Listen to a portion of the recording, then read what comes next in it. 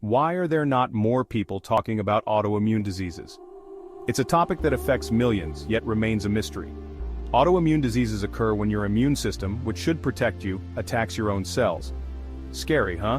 But what exactly are they? Conditions like lupus, rheumatoid arthritis, and multiple sclerosis fall into this category. So, are they curable? Unfortunately, most autoimmune diseases are not curable, but they can be managed with the right treatments.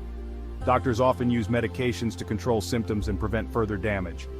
But how do you get an autoimmune disease? The exact cause is still unknown, but factors like genetics, environment, and infections can play a role. Symptoms can vary, but common ones include fatigue, joint pain, and skin rashes. If you experience any of these symptoms, it's crucial to consult with a healthcare provider. Want to learn more? Hit that subscribe button, and share this video for more amazing content. Have questions? Drop them in the comments below.